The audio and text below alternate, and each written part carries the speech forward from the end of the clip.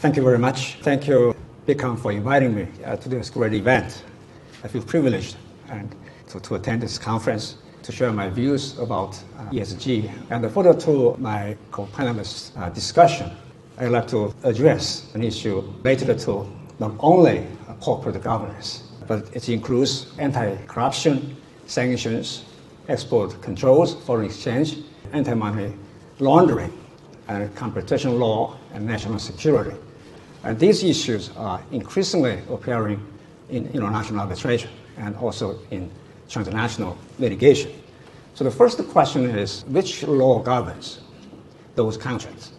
But actually, we have to think one step further, that which mandatory laws cannot be ignored in the context of international arbitration and transnational litigation. So, of course, the lex causa chosen by the parties will govern the contract. If the parties are silent on this, then the tribunal, by applying conflict laws principles, they can find the law to govern the contract and the litigation or arbitration. But on top of that, which mandatory laws cannot be ignored. And this is becoming one of the defining challenges in modern arbitration. So let me give you a hypothetical, and there is a Singapore CITES arbitration, or Malaysian CITES arbitration, or BICAM arbitration, that English law is the governing law, and the respondent is a Chinese company. And the tribunal awards orders payment of $100 million overseas. And then the question is, what if that payment violates Chinese foreign exchange regulations? And there are three possible approaches that the tribunal only applies English law. And the second approach might be the tribunal applies Chinese exchange control regulations. Or the tribunal ignore and leave it to enforcement in China. So this issue is not merely a conflict of laws problem. It's really about party autonomy versus regulatory sovereignty. So modern tribunals, they are obliged. First, they decide the dispute correctly, which means that from procedural point of view, they have to safeguard the parties' due process, meaning that they have to safeguard, first, right to be heard, and second, equal treatment. And they also apply the right law. And the second obligation is to render an award capable of enforcement. So enforceability may influence legal reasoning. And that is today's proposition. And in order to address this issue, we have to discuss mandatory rules. And we also have to discuss overriding mandatory rules. And we also have to discuss public policy. And these concepts are different. For example, mandatory rules means they are rules of law operating inside the governing law. So, for example, if you choose Chinese law as the governing law, then there are mandatory rules. And we'll discuss later today. And the overriding mandatory rules, they are different. They apply regardless of the governing law. And they include, for example, the corruption, sanctions, exchange control, export control, competition, and national security. In other words, those issues override party autonomy. And this is addressed in Rome Regulation, Article 9. And Rome Regulation is the choice of law regime in the European Union. And together with the Brussels regime, that is the Brussels Regulation recast, which addresses jurisdiction and recognition and enforcement of foreign judgments within EU. So the two regulations actually constitute a complete picture of private international law in the EU. Article 9 of the Rome Regulation says that the court or the tribunal shall apply the overriding mandatory rules in respect of the party's choice of law. For example, like competition law in EU, and the tribunal is obliged to apply that law, even the parties have not chosen European law. Public policy is a different matter. So you can find the mandatory rules of law in regulations. In case law, they are very specific. They tell you what kind of law you must apply. But public policy is more defensive, meaning that there are no such detailed provisions of law.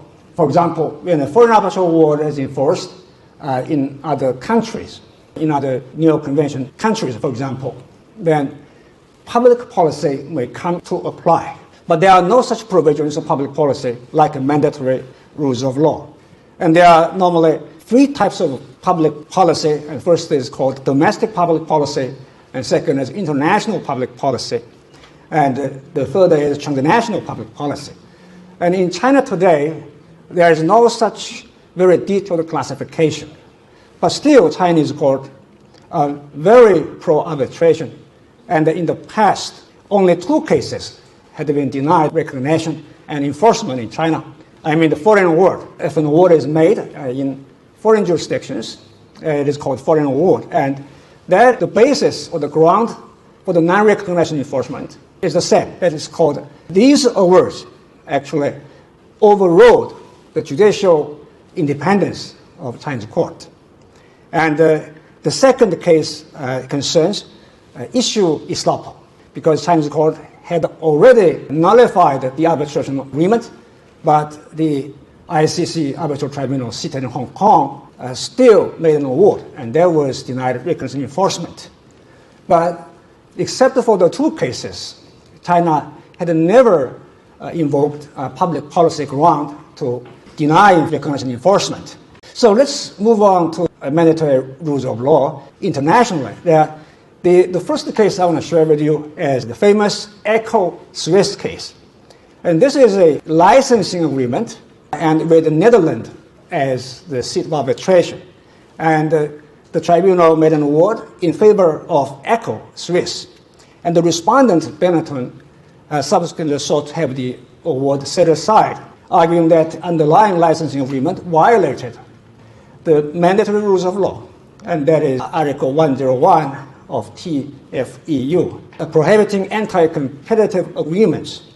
And the CJEU, the Court of Justice in the EU, held that Article 101 constitutes a fundamental provision essential to the functioning of the EU internal market. Therefore, the arbitral tribunal must apply EU law. And the other example is Miss Peace case. There is a very landmark case in U.S. arbitration regime that allowing foreign arbitral tribunals, of course, U.S. arbitral tribunals, to hear cases involving antitrust dispute.